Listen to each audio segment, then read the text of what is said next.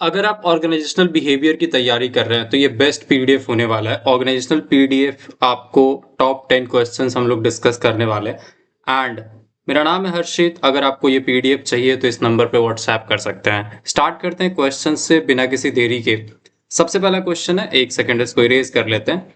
Organisational behaviour आपका होता क्या है? ठीक है, ऑर्गेनाइजेशनल बिहेवियर क्या होता है, इसका इंपॉर्टेंस क्या है, नीड क्या है, and study of organisational behaviour modern context में क्या है।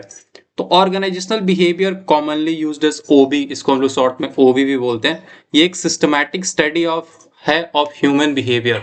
इसमें अब जनरली हम लोग ह्यूमन बिहेवियर के बारे में अच्छे से पढ़ते हैं इन एन ऑर्गेनाइजेशन। तो आप ऐसा बोल सकते हैं किसी एक ऑर्गेनाइजेशन में ह्यूमन बिहेवियर के सॉरी, हाँ, तो किसी एक ऑर्गेनाइजेशन में ह्यूमन बिहेवियर के बारे में पढ़ते हैं। It studies how individual and groups behave. तो ऑर्गेनाइजेशनल बिहेवियर को अगर एक सिंपल भाषा में समझाना हो तो हम लोग यही कहेंगे कि इसमें हम लोग ये स्टडी करते हैं कि किसी भी ऑर्गेनाइजेशन में या संस्था में लोग और ग्रुप्स, मतलब कोई एक इंसान दूसरे इंसान से कैसे इंटरेक्ट करेगा, एक इंसान किसी ग्रुप से, या कोई पूरा ग्रुप किसी एक इंसान से कैसे इंटरेक्ट करेगा, या एक ग्रुप दूसरे ग्रुप से कैसे इंटरेक्ट करेगा, ये सारी चीजों का स्टडी हम लोग ऑर्गेनाइजेशनल बिहेवियर में करते हैं। ठीक है, यहाँ पे बोला it studies how individual group behave interact work with in an organisation. मतलब इंडिविजुअल्स और ग्रुप्स कैसे किसी ऑर्गेनाइजेशन में बिहेव और इंटरेक्ट करते हैं, उस चीज के बारे में पढ़ते हैं। OB also examines how organizational structure, culture and system influence the behavior of employees। मतलब एम्प्लॉयज के बिहेवियर्स को अच्छा करने के लिए, कल्चर को अच्छा करने के लिए भी OB में हम लोग चीजें स्टडी करते हैं। इसका मेन पर्पस है understand, predict and improve human behaviour. मतलब किसी भी ऑर्गेनाइजेशन में इंसानों का जो बिहेवियर है वो ज्यादा समझा जाए, उसको ज्यादा प्रेडिक्ट किया जाए कि हाँ कैसा कौन बिहेव करेगा, और इंप्रूव किया जाए। बेसिकली ऑर्गेनाइजेशनल बिहेवियर का अगर कोई पर्पस पूछे तो आप ऐसा बोल सकते हैं, अंडरस्टैंड, प्रेडिक्ट और इंप्रूव। किस चीज को करना है? ह्यूमन बिहेवियर को। ह्यूमन बिहेवियर को समझना, प्रेडिक्ट करना कि कैसा बिहेव करेगा, और इंप्रूव कैसे कर सकता है। अब बात करते हैं ऑर्गेनाइजेशनल बिहेवियर का नेचर क्या है। तो पहला है OB एक साइंटिफिक स्टडी है। It is systematically studies human behaviour in organisation. मतलब ऑर्गेनाइजेशनल बिहेवियर जो क्या है, एक साइंटिफिक स्टडी है आप बोल सकते हैं। और ये क्या है? इंटरडिसिप्लिनरी। इसका मतलब है it uses knowledge from psychology, sociology, anthropology and management. मतलब इंटरडिसिप्लिनरी का मतलब यह है कि ये मल्टीपल सब्जेक्ट्स का कॉम्बिनेशन है या मल्टीपल डोमेन्स का कॉम्बिनेशन है। पहला चीज समझ गए, OB एक साइंटिफिक स्टडी है, हम लोग इसको एक सिस्टमैटिकली स्टडी करते हैं। ठीक है, बिहेवियर, ह्यूमन बिहेवियर को। दूसरा ये इंटरडिसिप्लिनरी है, मतलब इसमें बहुत सारे डोमेन का नॉलेज इन्वॉल्व है, जैसे कि साइकोलॉजी, सोशियोलॉजी एंड एंथ्रोपोलॉजी, साथ में मैनेजमेंट का भी। अब OB क्या है? ह्यूमन ओरिएंटेड है। It focuses on employees, there needs, attitudes, feelings and behaviour. तो ऐसा समझिए यहाँ पे ऑर्गेनाइजेशन के गोल के बारे में ज्यादा हम लोग बात नहीं करते हैं। हम लोग जनरली बात करते हैं कि जो लोग वहां काम कर रहे हैं या जो ग्रुप ऑफ लोग काम कर रहे हैं उनका बिहेवियर समझा जाए और उसको ऑर्गेनाइजेशन के बेहतरी के लिए यूज किया जाए। तो OB क्या है? गोल ओरिएंटेड है। It aims improve individual and organisational effectiveness. मतलब ये क्या करता है? इंडिविजुअल का भी बेटर मतलब क्या बोलते हैं, इंप्रूवमेंट करता है हर इंडिविजुअल का भी और साथ में ऑर्गेनाइजेशनल का भी। तो OB एक डायनामिक है, मतलब आप बोल सकते हैं human behaviour changes according to individual situation and organisational condition. मतलब ऑर्गेनाइजेशनल बिहेवियर ऐसा नहीं है कि आप कुछ सिस्टमैटिक थ्योरी बनाए वो हर समय अप्लाई होगा। वो हर इंसान पे डिफरेंट हो सकता है, हर सिचुएशन में डिफरेंट हो सकता है। तो OB डायनामिक है। पहला चीज साइंटिफिक स्टडी है, ठीक है, सिस्टमैटिकली हम उसको स्टडी करते हैं। इंटरडिसिप्लिनरी मतलब बहुत सारे नॉलेज का कॉम्बिनेशन है। ह्यूमन ओरिएंटेड मतलब जनरली इसमें हम लोग ह्यूमन बिहेवियर के बारे में स्टडी करते हैं। गोल ओरिएंटेड मतलब ये हमेशा गोल ओरिएंटेड होता है ऑर्गेनाइजेशन एंड इंडिविजुअल को का गोल अचीव करने के लिए। OB डायनामिक है, मतलब कोई फिक्स नहीं है, हर इंसान और सिचुएशन के हिसाब से ऑर्गेनाइजेशनल बिहेवियर बदलता है। OB क्या है? अप्लाइड स्टडी है। It knowledge is used practically to solve organisational problems. तो OB कोई ऐसा थ्योरी नहीं है जो हम लोग को यूज करना है कोई और सिस्टम डेवलप करने में। बेसिकली एक अप्लाइड स्टडी है। आप इसका कॉन्सेप्ट जो पढ़ेंगे उसको डायरेक्ट प्रैक्टिकली ऑर्गेनाइजेशन का जो प्रॉब्लम है उसको सॉल्व करने में यूज कर सकता है। बात करते हैं need and importance of organisational behaviour. तो क्या क्या नीड है? सबसे पहला, क्यों ऑर्गेनाइजेशनल बिहेवियर चाहिए? कि ह्यूमन बिहेवियर को समझा जाए, इसके लिए OB पढ़ना जरूरी है। ठीक है, तो it helps manager understand behaviour, needs and attitudes of employee. तो अगर कोई मैनेजर ऑर्गेनाइजेशनल बिहेवियर पढ़ के रखेगा तो उसको एम्प्लॉयज का बिहेवियर, उसका नीड्स, क्या जरूरत है और क्या एटीट्यूड है, ये सब समझने में हेल्प मिलेगा। दूसरा, पहला तो ह्यूमन बिहेवियर समझ आएगा, दूसरा परफॉर्मेंस इंप्रूव होगा, it helps improve employee efficiency and overall organisation performance, organisation का ओवरऑल परफॉर्मेंस इंक्रीज होगा। Next, motivation, it helps manager identify employee needs and innovate them effectively. मतलब क्या है कि मैनेजर्स को ओबी की हेल्प से ये पता चलता है कि एम्प्लॉय किस चीज से मोटिवेटेड होगा और वो लोग क्या कर सकते हैं, उनके मोटिवेशन को समझ के ऑर्गेनाइजेशन के गोल को और ज्यादा बेहतर अचीव कर सकते हैं। लीडरशिप अच्छा होता है, it helps understanding and developing effective leadership styles. तो लीडरशिप बेटर करने के लिए हेल्प होगा। कम्युनिकेशन बेटर होगा, it promotes better interpersonal communication. Interpersonal मतलब पर्सन टू पर्सन जो कम्युनिकेशन होता है उसको इंटरपर्सनल बोलते हैं, एंड रिड्यूसेस मिसअंडरस्टैंडिंग। तो ओबी का स्टडी आपको कम्युनिकेशन इंप्रूव करने में भी हेल्प करता है, इंटरपर्सनल कम्युनिकेशन हो और उससे मिसअंडरस्टैंडिंग भी कम होता है। Team work and group behaviour, it helps develop effective groups teams in organisation. तो ओबी में हम लोग ये भी पढ़ते हैं कि कैसे एक अच्छा ग्रुप फॉर्म करें, किसी ग्रुप को कैसे एक टीम बनाएं, आगे के क्वेश्चंस में देखेंगे। कॉन्फ्लिक्ट मैनेजमेंट, इससे हम लोग को क्या पता चलता है कि कॉन्फ्लिक्ट को आइडेंटिफाई करना कि किन दोनों के बीच में कॉन्फ्लिक्ट है, क्यों कॉन्फ्लिक्ट है, कैसे उसको रिजॉल्व कर सकते हैं between individual and groups. Job satisfaction and morale, it helps improve employee satisfaction, morale and commitment. मतलब जॉब सेटिस्फैक्शन ऐसा समझिए कि आप अपने काम से कितना संतुष्ट हैं, पैसा तो दूसरी चीज है, आप जो काम करते हैं उससे आप सच में संतुष्ट हैं कि नहीं है, ठीक है। तो एंड उसका मोरल, ये सब चीज इंप्रूव होता है। लास्ट है managing change, it helps employee and organisation adjust changing situation. मतलब ऑर्गेनाइजेशन में अगर कोई अपडेट होने वाला है, कोई सिस्टम में चेंज होने वाला है, तो अगर ओबी का स्टडी उसमें भी हम लोग हेल्प करता है। Organisational effectiveness, it improves coordination, productivity and achievement of organisational goals. Overall बात है ऑर्गेनाइजेशन क्यों चलता है, तो आपको पता है किसी ऑर्गेनाइजेशन का गोल होता है, मतलब किसी ऑर्गेनाइजेशन का कुछ गोल होता है और वो उसको अचीव करने के लिए काम करता है। तो ओबी का स्टडी आपको ओवरऑल ऑर्गेनाइजेशन का इफेक्टिवनेस या उसका गोल अचीव करने में भी हेल्प करता है। तो ये 10 पॉइंट है, इसमें से कम 5-6 भी याद रखेंगे तो काम बन जाएगा। लास्ट लाइन है, इंपॉर्टेंस क्या है मॉडर्न कॉन्टेक्स्ट में ओबी का। तो in modern business environment organisation face rapid technology changes. मतलब मॉडर्न कॉन्टेक्स्ट में बहुत ज्यादा टेक्नोलॉजी चेंजेस आ रहा है, कंपटीशन आ रहा है। Next, therefore manager must understand and manage human behaviour effectively. मतलब यहाँ पे रैपिडली चेंज होता है, हर रोज कुछ ना कुछ नया टेक्नोलॉजी आता है, कुछ नया हर इंसान का बिहेवियर बदलता है, तो ये रैपिडली चेंज हो रहा है, इसलिए ओबी का स्टडी बहुत जरूरी है। The study of OB helps in creating motivated employee, effective leaders, strong team, positive organization culture। तो ओबी का अच्छा अगर आप हेल्प से पढ़ेंगे तो क्या क्या आपके लिए बनेगा, आपका पास मोटिवेटेड एम्प्लॉयज मिलेगा, इफेक्टिव लीडर्स, आगे हम लोग इसमें क्वेश्चन देखेंगे कि लीडर क्या होता है, कैसे बनाए अच्छा लीडर। फिर स्ट्रॉन्ग टीम्स, आप एक अच्छा टीम बनाएंगे और overall organisation culture, overall organisational एक अच्छा कल्चर बनाएंगे। तो मॉडर्न कॉन्टेक्स्ट में क्या क्या चीज में हेल्प करता है, पहला कि मोटिवेटेड एम्प्लॉयज, इफेक्टिव लीडर्स यानी कि ज्यादा अच्छे leaders, strong teams and overall एक अच्छा ऑर्गेनाइजेशनल कल्चर। नेक्स्ट क्वेश्चन पे बात करते हैं पर्सनालिटी क्या होता है एंड परसेप्शन क्या होता है, पर्सनालिटी और उसका अलग अलग गुण। और नेक्स्ट इसमें एक और चीज परसेप्शन के बारे में भी डिस्कस करना है। तो ये मेरा अपना सेकंड क्वेश्चन है। तो personality refers to total pattern of characteristic that makes one person different from one another. मतलब जो आपका पर्सनैलिटी है वो उन सारे ट्रेड्स या उन सारे गुणों का कॉम्बिनेशन है जो एक इंसान को दूसरे इंसान से डिफरेंट बनाता है। पर्सनैलिटी क्या है, वो सारे गुण जो किसी एक इंसान को दूसरे इंसान से डिफरेंट बनाते हैं, ठीक है।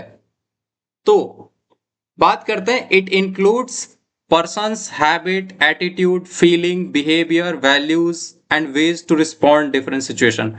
तो पर्सनालिटी में क्या क्या चीज आता है, किसी भी इंसान का पर्सनालिटी में उसका आदत, उसका एटीट्यूड, उसका फीलिंग्स, उसका बिहेवियर एंड उसके वैल्यूज। वैल्यूज मतलब वो किस चीज को अच्छा मानता है, क्या वो चोरी को अच्छा मानता है, क्या वो मतलब ऐसा समझिए चीटिंग करके आगे बढ़ना अच्छा मानता है या गलत मानता है। तो हर चीज का वैल्यूज है, वो वेजिटेरियन होना अच्छा मानता है, नॉन वेजिटेरियन होना अच्छा मानता है, तो ये सब वैल्यूज है।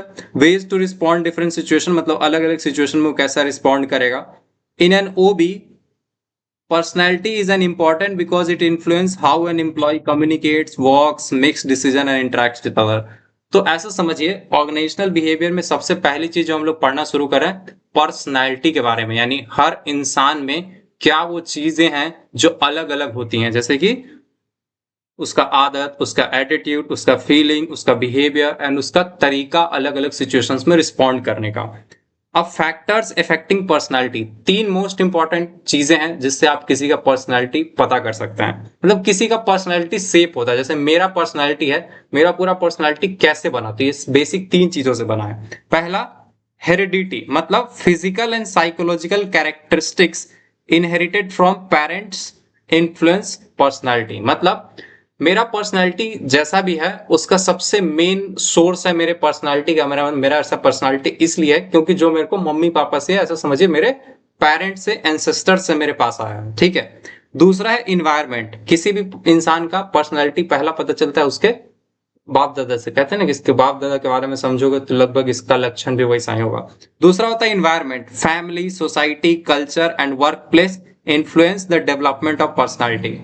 दूसरा क्या होता है, जैसे मान लीजिए आप किस फैमिली में रह रहे हैं, ठीक है, हो सकता है आपके मम्मी पापा कुछ और हो बट आप रहते किसी और के साथ है, मान लीजिए चाचा बुआ के यहाँ, तो उस कंडीशन में क्या होगा, वो भी आपके पर्सनालिटी को इन्फ्लुएंस करता है। तो फैमिली, कल्चर, वर्क प्लेस, आप कहाँ काम करते हैं, ये सब चीज भी आपके पर्सनालिटी को क्रिएट करता है। Next, situation, a person's behaviour में change according to different situation, मतलब तीन चीजें, पहला कि हेरिडिटी यानी माता पिता से जो मिला, दूसरा इन्वायरमेंट यानी जिस इन्वायरमेंट में रहते हैं, काम करते हैं, खाते हैं, एंड तीसरा सिचुएशन है कि हाँ आपको मान लीजिए कुछ सेट ऑफ गुण पिताजी से या फिर पेरेंट्स से मिला और कुछ आपको इन्वायरमेंट से मिला, बट इन दोनों के अलावा भी आप किस सिचुएशन में कैसा डिपेंड करेंगे, ये सिचुएशन पे भी डिपेंड करता है।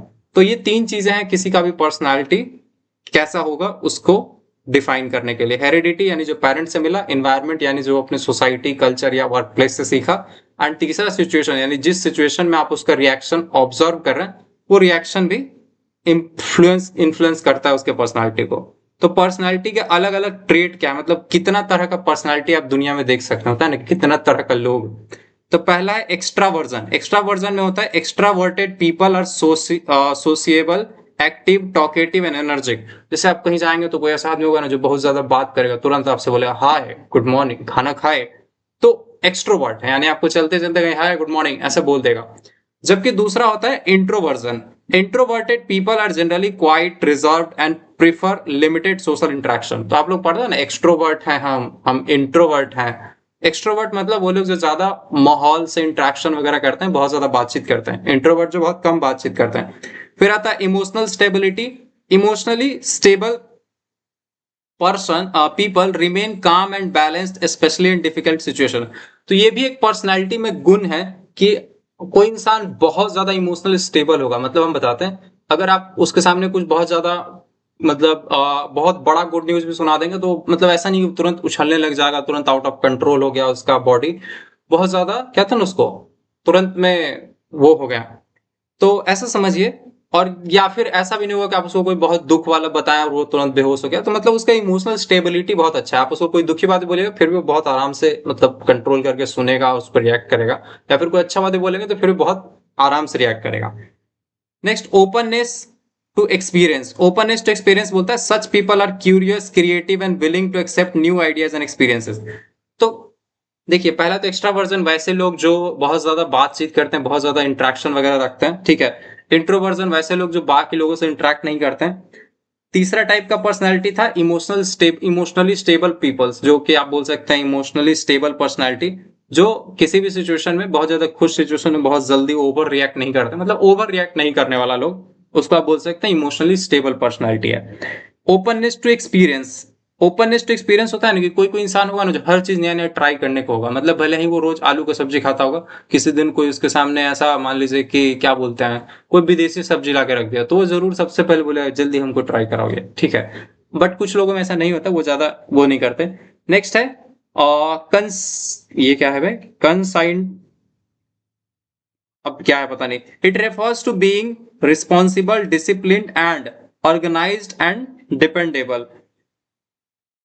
कंसाइंट्यूनियस, पता नहीं, हमें प्रोनाउंसिएशन देख नहीं पा रहे, मतलब ऐसा समझिए वैसे इंसान के बारे में बात कर रहे हैं जो ज्यादा रिस्पॉन्सिबल है, डिसिप्लिन्ड है, ऑर्गेनाइज्ड है और डिपेंडेबल है। मतलब ऐसा इंसान जिसपे आप बहुत ज्यादा भरोसा कर सकते हैं। आपके ग्रुप में कोई एक ऐसा इंसान होगा जिसपे आप कोई भी काम देंगे तो आप 100% भरोसा कर सकते हैं कि ये कर देगा या फिर ये गड़बड़ नहीं करेगा, ठीक है, ये बहुत ज्यादा डिसिप्लिन्ड है। तो उस टाइप के इंसानों की बात कर रहे हैं। नेक्स्ट है, अब हमसे तो ये बोला भी नहीं जा रहा, पता नहीं हम ऐसे है भी कि नहीं। Next, agreeableness. अग्रीएबलनेस क्या होता है? Agreeable people are friendly, cooperative, helpful and considerate towards others. Agreeable लोग होते हैं ना कि मतलब हाँ ठीक है, ओके, वैसे लोग जो हर सिचुएशन में मान जाते हैं। आप उनको कहिएगा भाई चलेगा पार्टी में, तो हाँ चलेंगे, मतलब हाँ चल लेंगे, मतलब हाँ चलेंगे नहीं बोलता वो, हाँ चल लेंगे। आप उसको बोले आलू खाएगा, हाँ खा लेंगे, ठीक है। तो हर चीज में हाँ बोल देता है, हर चीज में मान जाता है। फिर आता है self confidence. It is the belief of an individual in his or own abilities and decision. Self confidence यही है कि आपको अपने कर्मों में और मतलब अपने काम में और अपने फैसलों में बहुत ज्यादा विश्वास है। लोकस ऑफ कंट्रोल, ये बहुत इंपॉर्टेंट है। People with an internal locus of control believe their success depends on their own efforts. Locus of control मतलब होता है कोई इंसान इस चीज पे विश्वास करता है कि उसका फेलियर या सक्सेस उसके अपने काम से डिसाइड होता है, ठीक है। वहीं पे दूसरा होता है while people with an external locus of control. External locus of control वाले क्या होते हैं? दैट मतलब वो बिलीव करते हैं कि उनका सक्सेस या फिर उनका फेलियर बाहर के इन्वायरमेंट से वो होता है, क्या कहते हैं, मतलब बाहर के इन्वायरमेंट से इफेक्ट करता है। जैसे पर्सनली आप मेरी बात करें तो हम ये मान के चलते हैं, हम अगर कोई भी चीज में सक्सेस हो रहे हैं या फेल हो रहे हैं तो उसमें पूरा पूरा मतलब मेरा ही रिस्पॉन्सिबिलिटी है, मतलब पूरा पूरा मेरी वजह से है। ऐसा बाहर का कोई भी फैक्टर ज्यादा इफेक्ट नहीं करता है। आप खुद अपना कहते हैं ना उसको, आप खुद ही अपना डेस्टिनी डिसाइड कर सकते हैं। नेक्स्ट, अब ये ऐसा नहीं हम बोल रहे हैं कि कर सकते, ये सच नहीं, हम बोल रहे हैं ये मेरे सोचने का तरीका। हो सकता है किसी और के सोचने का तरीका होगा कि नहीं, दुनिया में बहुत सारा चीज है, सब पे डिपेंड करता है आपका सक्सेस, जबकि मेरा लोकस ऑफ कंट्रोल क्या है? इंटरनल है। एक्सटर्नल जिसका होता है वो सोचता है कि बाहर वाला लोग के हिसाब से दुनिया चलता है। तो बिग 5 पर्सनालिटी ट्रेट, 5 बड़े पर्सनालिटी ट्रेट क्या क्या है? तो सबसे पहला ओपननेस टू एक्सपीरियंस, यानी कि अलग अलग नया नया चीज ट्राई करने के लिए तैयार रहने वाला। ये कंसाइंट्यूनस, पता नहीं क्या है, मतलब वो ऐसा इंसान जो बहुत ज्यादा डिपेंडेबल है या डिसिप्लिन्ड है, मतलब जिसपे भरोसेमंद है या फिर जो बहुत डिसिप्लिन्ड है। फिर एक्स्ट्रावर्जन, जो बहुत ज्यादा मतलब दूसरों से बात करने के लिए तैयार है। नेक्स्ट अग्रीएबलनेस, यानी हर चीज को अग्री करता है। And next emotional stability. तो ऊपर जो आप 8 देखें, इसमें सबसे अच्छा या फिर ऐसा समझिए मस्ट है कि कौन सा पर्सनालिटी ट्रेट्स या गुण आप में होना ही चाहिए। पहला ओपननेस, हर चीज एक्सपीरियंस करने के लिए तैयार रहिए। दूसरा ये जो भी कंसाइंट्यूनस, कंसाइट्यूसनेस, पता नहीं क्या है भाई, कॉन्सियसनेस है क्या? कॉन्सियसनेस, कॉन्सियसनेस ही होगा हमको लगता है, अब पता नहीं है, कॉन्सियसनेस ही है शायद। तो आप बहुत ज्यादा डिपेंडेबल और डिसिप्लिन्ड है। नेक्स्ट एक्स्ट्रावर्जन, आप अलग अलग क्या करते हैं, सोशल इन्वायरमेंट में बहुत ज्यादा इंट्रैक्शन रखते हैं। अग्रीएबल यानी हर चीज से आप अग्री करते हैं, हर किसी का बात को वैल्यू कर रहे हैं। नेक्स्ट इमोशनल स्टेबिलिटी, मतलब आप बहुत ज्यादा इमोशनली स्टेबल हैं, तुरंत में खुश नहीं हो जाते, तुरंत में खुशी से पागल नहीं होते और तुरंत में दुख से दुबक नहीं जाते। परसेप्शन क्या होता है? तो परसेप्शन एक प्रोसेस है by which an individual selects organisation. एक मिनट मुझे इसको ऊपर मिटा देते हैं। तो परसेप्शन होता क्या है? परसेप्शन एक प्रोसेस है जिसमें इंडिविजुअल क्या करता है, सेलेक्ट करता है organisation and intercepts information receive from an environment. मतलब देखिए, परसेप्शन क्या है कि हर इंसान का परसेप्शन वो है कि वो कोई भी चीज जिस माहौल में वो है उस माहौल में से वो किस तरह का इंफॉर्मेशन मतलब अपने अंदर लेगा और उसको कैसे समझेगा, कैसे इंटरप्रेट करेगा, मतलब उससे क्या मतलब निकालेगा। तो परसेप्शन क्या है कि आप किसी इन्वायरमेंट में हैं, जैसे मान लीजिए आपको एक डिस्को में हम भेज दें तो आप वहां क्या देखेंगे? आप डांस देखेंगे या फिर शराबी लोग को देखेंगे या फिर आप वहां ये देखेंगे कि कौन कितना पैसा कमा रहा है। और फिर ये तो हो गया कि आप क्या उसमें उस इन्वायरमेंट में क्या क्या चीजें आप देख रहे हैं, क्या क्या इंफॉर्मेशन सेलेक्ट कर रहे हैं। और एक होता है कैसे आप उसको इंटरप्रेट कर रहे हैं, मतलब आप उसका मतलब क्या निकाल रहे हैं। क्या ये बात समझ आया? परसेप्शन कि आप किसी भी इन्वायरमेंट में क्या इंफॉर्मेशन सेलेक्ट करते हैं, क्या इंफॉर्मेशन लेते हैं और कैसे उसको इंटरप्रेट करते हैं, मतलब उसका मतलब क्या निकालते हैं। नेक्स्ट, डिफरेंट इंडिविजुअल में perceive the same situation differently. मतलब जो है ना, डिस्को में कोई जाएगा तो हो सकता है डांस देख रहा होगा, कुछ शराबी लोग को देख रहा होगा, कोई शराब पी के ही पागल है, कोई ये देख रहा होगा कि काउंटर पे जो बंदा बैठा है कितना कमा रहा है, कोई ये देख रहा होगा कि कोई मासूम आदमी बैठा हुआ है तो वो क्यों बैठा है उसके बारे में सोच रहा है। तो हर इंसान एक सेम इन्वायरमेंट में अलग अलग बिहेव कर सकता है। इन एन ऑर्गेनाइजेशन, मतलब एक ऑर्गेनाइजेशन शॉर्ट में लिखा हुआ है, perception influence how employees understand people. मतलब परसेप्शन बताता है कि कैसे लोग एक दूसरे को समझेंगे। अब यहाँ पे लिखे हुए, एक सेकेंड इसको इधर कर देते हैं। एंड इवेंट्स, मतलब परसेप्शन बताता है कि कोई भी इंसान किसी भी सिचुएशन में और किसी भी इवेंट पे कैसे मतलब क्या बोलते हैं उसको, परसेप्शन इन्फ्लुएंस हाउ, हाँ वो क्या समझेंगे, ठीक है, मतलब किस सिचुएशन को कैसे समझेंगे, कैसे लेंगे। होता है ना कि आप किसी भी चीज को कैसे लेते हैं। जैसे कुछ मतलब क्या बोलते हैं, टायर पंचर हो गया तो आप क्या सोचेंगे, कोई सोचेगा हे टायर पंचर हो गया, आप कैसे जाएंगे, हम लोग के साथ ऐसा क्यों होता है, इतना बुरा क्यों हुआ। वहीं पे दूसरा पर्सन होगा, उसका परसेप्शन क्या होगा कि टायर पंचर होगा तो बोलेगा अरे अच्छा हुआ टायर पंचर होगा, इतना अच्छा मौसम है, चलो बाहर थोड़ा टहल के आते हैं, तब तक टायर हम लोग का ड्राइवर ठीक कर लेगा, फिर हम लोग जर्नी कंटिन्यू करेंगे। तो ये हुआ पॉजिटिव परसेप्शन। किसी का निगेटिव परसेप्शन, मतलब सेम सिचुएशन है बट परसीव करने का तरीका अलग अलग है। बात करते हैं फैक्टर्स इफेक्टिंग परसेप्शन, यानी परसेप्शन पे, मतलब परसेप्शन, परसेप्शन कैसा बनेगा, मतलब परसेप्शन का हिंदी होता है नजरिया, नजरिया कैसा बनेगा, ये तीन चीजों पे डिपेंड करता है। पहला है परसीवर, परसीवर मतलब कौन महसूस कर रहा है, ठीक है, मतलब कौन नजरिए को देख रहा है। तो personality, attitude, experience and expectation of an individual affect perception. मतलब परसीवरर जो भी है कि जो परसीव कर रहा है, उसका पर्सनैलिटी कैसा है, उसका एटीट्यूड कैसा है, उसका एक्सपीरियंस, पास्ट एक्सपीरियंस मतलब पहले से वो क्या क्या चीजें जानता है, उसका एक्सपेक्टेशन क्या है, ये चारों चीजों उस इंसान का इफेक्ट करता है परसेप्शन को। दूसरा है the target characteristics such as appearance, size, uniqueness of the person of the person और ऑब्जेक्ट इन्फ्लुएंस परसेप्शन। मतलब जिस चीज के बारे में बात हो रही है, देखिए पहला तो है कि परसेप्शन कैसा बनेगा, कौन परसीव कर रहा है, उसका कैसा सोच है, कैसा विचार है, इस पे भी डिपेंड करता है। और दूसरा किस चीज के बारे में परसीव कर रहे हैं, जैसे मान लीजिए हम ये पेन को परसीव कर रहे हैं, तो ये पेन, पहला तो हो गया हम परसीवर, और ये टारगेट जिसको हम परसीव कर रहे हैं। नेक्स्ट है situation, the factor such as time, place, social environment and मतलब सोशल इन्वायरमेंट। तीन चीज आप समझ लीजिए, टाइम, प्लेस और सोशल इन्वायरमेंट। जैसे कि अभी टाइम क्या है, शाम का समय है, हम क्लास में हैं, ठीक है, तो हम इस पेन को कैसे परसीव करेंगे कि हाँ ये बहुत मस्त चीज है, मतलब इससे हम लोग वो कर सकते हैं, पढ़ा सकते हैं। बट यही अगर मान लीजिए दिन का टाइम होता है, दोपहर का, तो हम इससे ये परसीव करते हैं कितना मस्त पेन है, इससे हम लोग क्या करते हैं, पेंटिंग वगैरह कर सकते हैं, या फिर इस पेन को ऐसे ऐसे करके ऐसे उछाल के गेंद से खेल भी सकते हैं, मतलब गेंद की तरह। तो ये चीजें हैं। इंपॉर्टेंस ऑफ परसेप्शन, परसेप्शन का इंपॉर्टेंस क्या क्या है कि सबसे पहली चीज ये डिसीजन मेकिंग में इन्फ्लुएंस करता है एम्प्लॉय बिहेवियर का, मतलब एम्प्लॉय के लगभग हर डिसीजन में उसका परसेप्शन कैसा है। जैसे अब किसी का परसेप्शन है आलसी वाला कि कोई भी काम देख तो हम न कर, और किसी का परसेप्शन है जो कि बहुत ज्यादा ओवर एक्टिव है, ठीक है, वो कोई भी काम देख के बोले हाँ हाँ करते हैं ना। तो दो तरह का होगा, तो डिसीजन इन्फ्लुएंस करता है, मतलब डिसीजन, किसी का डिसीजन परसेप्शन पे डिपेंड करता है। नेक्स्ट है interpersonal relationship in the organisation, मतलब एक पर्सन का दूसरे पर्सन से कैसा रिलेशनशिप है, उससे भी परसेप्शन बदलता है। Next, it influence the way employees understand people and situation, ये इस चीज को भी इन्फ्लुएंस करता है कि कैसे लोग एक दूसरे को समझेंगे और कैसे एक दूसरे का सिचुएशन को समझेंगे। अब नेक्स्ट क्वेश्चन लर्निंग के बारे में देखते हैं, ठीक है। तो ये आंसर थोड़ा लंबा लंबा हो रहा है, तो अभी ना हम थोड़ा शॉर्ट शॉर्ट में यहां से बताएंगे। आप लोग अगर आपको ये पीडीएफ चाहिए तो सिंपली आपको जो व्हाट्सएप नंबर दिख रहा है, कहाँ गया भाई, इस व्हाट्सएप नंबर पे आप मैसेज कर सकते हैं, ठीक है। चलो, तो लर्निंग क्या है, लर्निंग एक process of acquiring knowledge, skills and attitude and new behaviour through experience, practice और ट्रेनिंग। मतलब लर्निंग क्या है, नया नॉलेज या स्किल गेट करना, नया स्किल, नॉलेज या एटीट्यूड सीखना, कैसे, एक्सपीरियंस के थ्रू या प्रैक्टिस के थ्रू या ट्रेनिंग के through.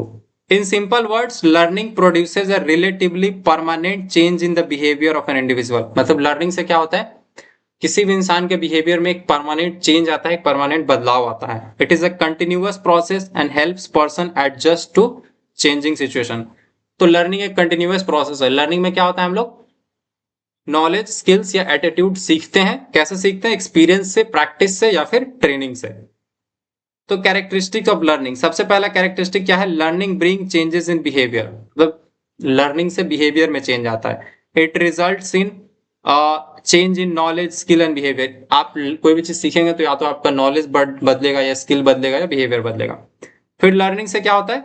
Learning is based on experience, it takes place through experience, observation, practice and training. मतलब लर्निंग किसी एक्सपीरियंस के बाद आता है, ठीक है।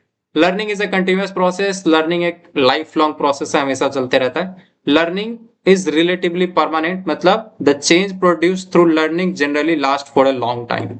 तो आप कोई भी चीज सीखते हैं तो बहुत लंबे समय तक आपके साथ रहता है और उससे आपका बहुत सारी चीज इफेक्ट करता है। तो वेरियस प्रिंसिपल ऑफ लर्निंग, पहला है प्रिंसिपल ऑफ रेडीनेस, मतलब learning is more effective when a person is mentally and physically ready to learn. तो सबसे पहली चीज, लर्निंग तब ज्यादा अच्छा होगा जब इंसान बहुत ज्यादा मेंटली एक्टिव हो और फिजिकली एक्टिव हो किसी चीज को सीखने के लिए। फिर है प्रिंसिपल ऑफ प्रैक्टिस, मतलब देखिए आपको कोई भी चीज अच्छा लर्न करने के लिए आपको पहले रेडीनेस होना पड़ेगा, बहुत ज्यादा एक्टिव और एनर्जेटिक। दूसरा principle of practice, repeated practice helps in improving knowledge and skill. ज्यादा प्रैक्टिस करेंगे तो ज्यादा नॉलेज इंप्रूव होगा। Principle of effect, learning is strength and when it gives satisfaction and positive results. Principle of effect क्या है ना, कि आपका लर्निंग और ज्यादा बेटर होते जाएगा जब आप कोई चीज सीख रहे हैं और उसको अप्लाई करके आपको सच में फायदा होता हुआ दिख रहा है, तो आपको लगेगा वाह ये तो क्या मस्त चीज है, ठीक है। और आप उसको करने के लिए और मोटिवेट होंगे। नेक्स्ट है principle of motivation, a motivated person learns more effectively because he or she takes greater interest in learning. तो मोटिवेशन वाला इंसान ज्यादा अच्छा परफॉर्म करेगा। प्रिंसिपल ऑफ इंटरेस्ट, लर्निंग बहुत आसान हो जाता है अगर लर्नर का जो सीखने वाला है उसका ऑलरेडी उस चीज में इंटरेस्ट हो। जैसे आपका क्या है, फुटबॉल खेलने में, मान लीजिए क्रिकेट में बहुत ज्यादा इंटरेस्ट है, तो आप उसको सीखने में बहुत ज्यादा क्या बोलते हैं, बहुत ज्यादा अच्छा परफॉर्म करेंगे, अच्छा सीखेंगे। जबकि वहीं पे हम आपको चेस सिखाने बैठा दें तो हो सकता है कि आप चेस में उतना इंटरेस्टेड ना हो तो अच्छा ना कर पाए। प्रिंसिपल ऑफ री इन्फोर्समेंट बहुत ज्यादा अच्छा वर्ड है, ये एआई वगैरह में यूज होता है। Rewards and positive result strengthen desired learning and behaviour.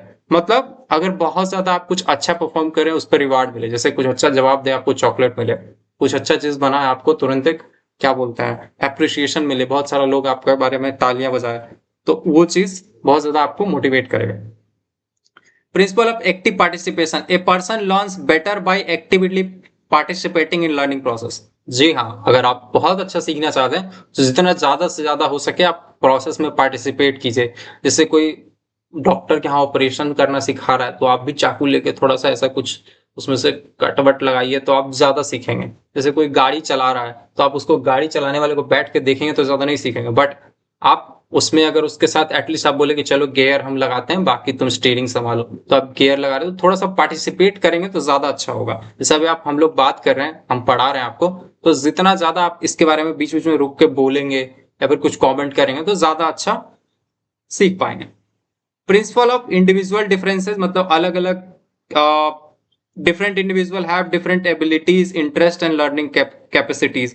अब ये थोड़ा सा क्या बोलते हैं, कुछ इंसान का फिक्स्ड होता है कि वो बचपन से क्या सीखा है, कैसा जानता है, कितना उसका आईक्यू है, ये सब चीज पे भी डिपेंड करता है। Principle of feedback, feedback helps learner identify mistakes and improve performance. तो फीडबैक से आपको मिस्टेक पता चलता है और परफॉर्मेंस इंप्रूव करने में हेल्प करता है। Principle of transfer of learning, previous knowledge and experience can help individual to learn new skills. तो जो आप पास्ट में स्किल सीखे हैं वो आपको हेल्प कर सकता है आगे सीखने में। जैसे आपको अगर मैनेजमेंट का सब्जेक्ट पता होगा तो ऑर्गेनाइजेशनल बिहेवियर सब समझने में और हेल्प मिलेगा। नेक्स्ट बात करते हैं एटीट्यूड क्या होता है। तो attitude refers to a person positive और नेगेटिव फीलिंग, ओपिनियन और tendency towards a person, object, situation और वर्क। एटीट्यूड क्या है कि आपका किसी भी चीज को लेके पॉजिटिव या नेगेटिव मतलब आप बोल सकते हैं फीलिंग, कि किसी भी चीज को देख के आप जो बहुत ज्यादा पॉजिटिव फील करते हैं या किसी भी चीज को लेके आप बहुत ज्यादा नेगेटिव फील करते हैं, उसी चीज को आपका एटीट्यूड बोला जाता है। तो कंपोनेंट्स ऑफ एटीट्यूड क्या क्या है, एक तो है कॉग्निटिव कंपोनेंट। कॉग्निटिव मतलब it refers to belief and opinions of an individual. तो कॉग्निटिव मतलब इंसान का विश्वास क्या है, मतलब क्या वो बचपन से मानता आया है और क्या उसका राय है। जैसे होता है ना आपका राय होगा, कि ये वाला पार्टी अच्छा है, या फिर आप ये वाला पार्टी आप बचपन से मानते आए हैं कि अच्छा है। दूसरा होता है इफेक्टिव कंपोनेंट। इफेक्टिव कंपोनेंट होता है it refers to feeling and emotions toward something, मतलब किसी खास चीज के लिए क्या आप महसूस करते हैं और क्या आपका इमोशंस है। थर्ड है behavioural. It refers to tendency to behave but in a particular way, यानी कि आप किस खास तरह से बिहेव करते हैं। मतलब कॉग्निटिव कंपोनेंट मतलब क्या आप बचपन से मानते आए हैं और क्या आपका बिलीफ रहा है और क्या आपका ओपिनियन रहा है। अफेक्टिव कंपोनेंट है कि किसी खास चीज के लिए आपका कैसा फीलिंग्स है और इमोशंस है। एंड तीसरा कि आप कितने अलग अलग सिचुएशन में कितने अलग अलग तरह से बिहेव करते हैं। एटीट्यूड का इंपॉर्टेंस क्या है, it influence employ behaviour and performance, इससे एम्प्लॉय का बिहेवियर और परफॉर्मेंस बेटर होता है, इससे जॉब सेटिस्फैक्शन एंड मोटिवेशन बढ़ता है, और ये इंटरपर्सनल रिलेशनशिप्स को और बेटर बनाता है। A positive attitude improves organisational effectiveness, यानी पॉजिटिव एटीट्यूड से ऑर्गेनाइजेशन का ओवरऑल इफेक्टिवनेस अच्छा होता है। तो अभी तक हम लोग 3 क्वेश्चन देख चुके हैं, अब हम लोग नेक्स्ट क्वेश्चन पे चलते हैं। What is motivation?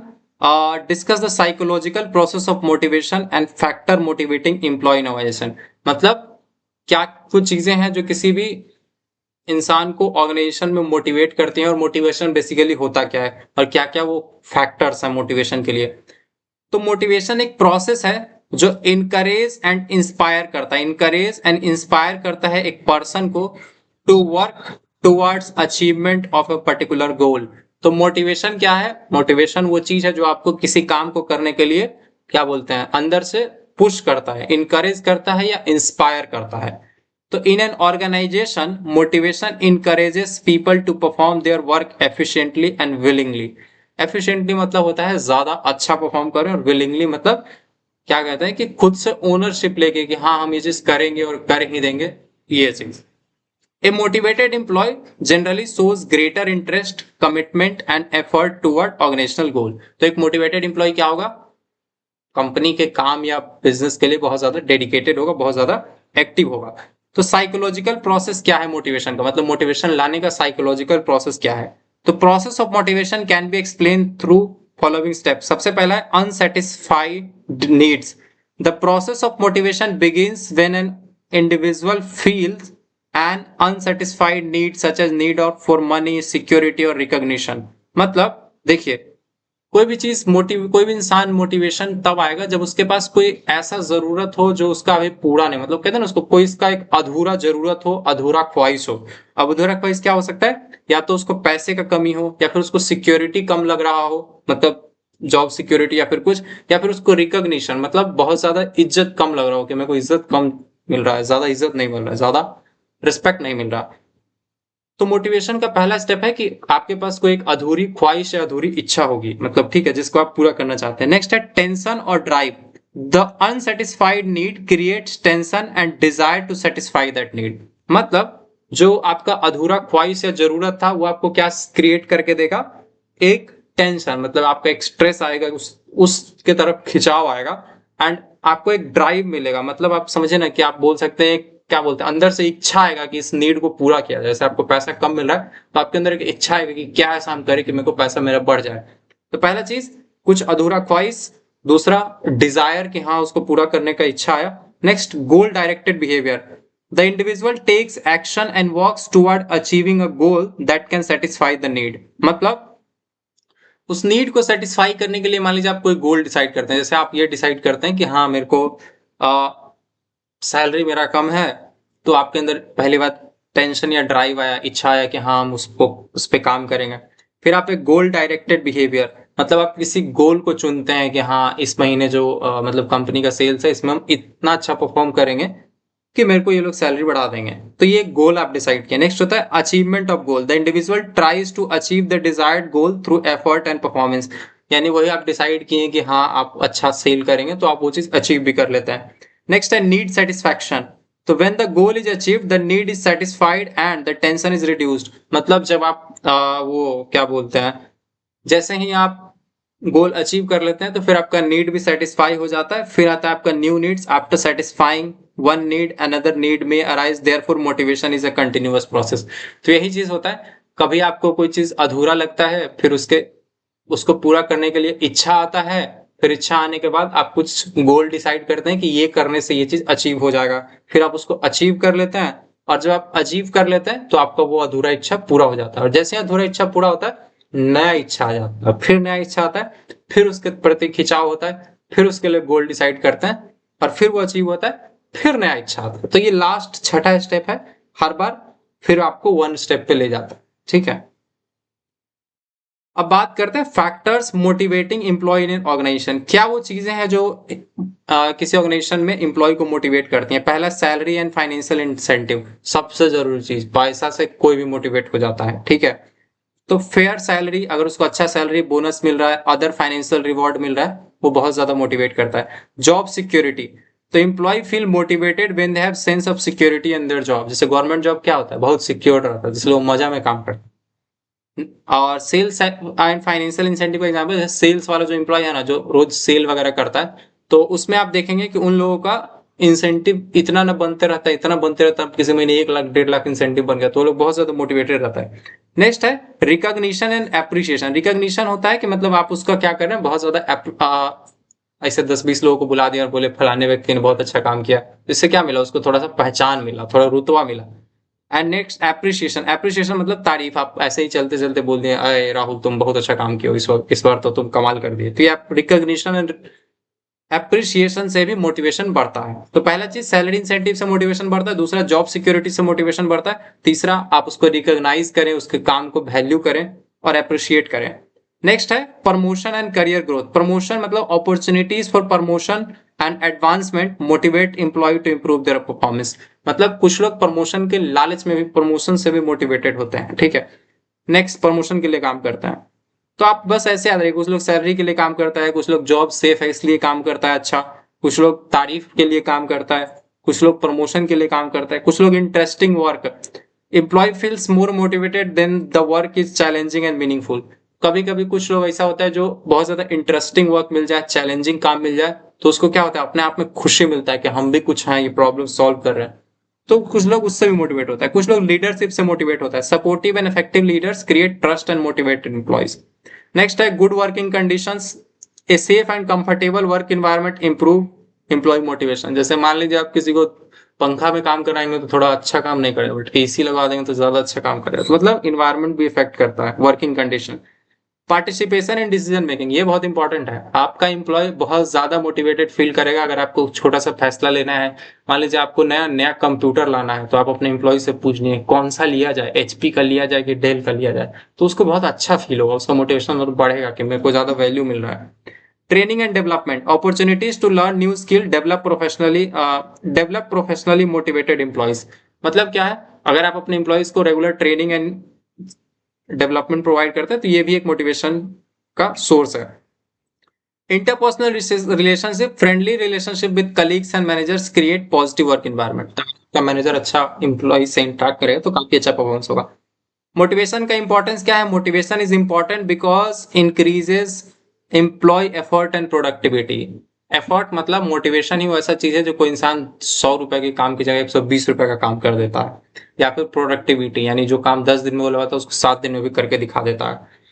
It improves job satisfaction, morale, commitment, and it also helps to reduce absenteeism and labor turnover. Labor turnover and absenteeism वगैरह से, labor turnover मतलब छोड़ के भाग गया, and absenteeism मतलब गायब रह रहा है।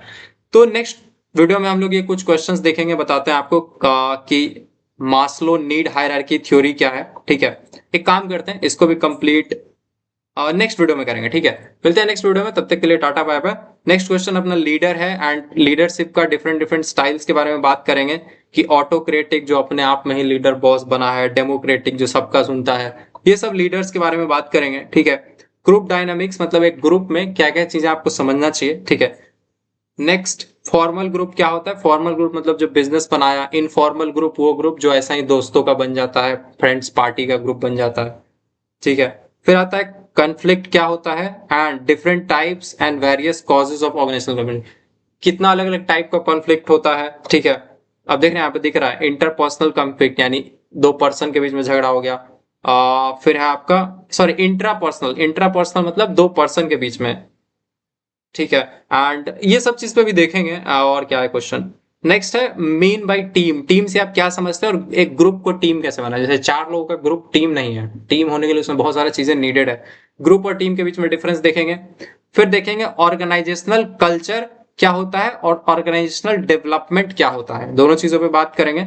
एंड लास्ट जॉब सेटिस्फैक्शन क्या होता है, इंटरपर्सनल कम्युनिकेशन यानी person to person communication, role concept क्या है कि अलग अलग रोल, एंड मोरल क्या होता है। नेक्स्ट वीडियो में मिलते हैं, तब तक के लिए टेक केयर।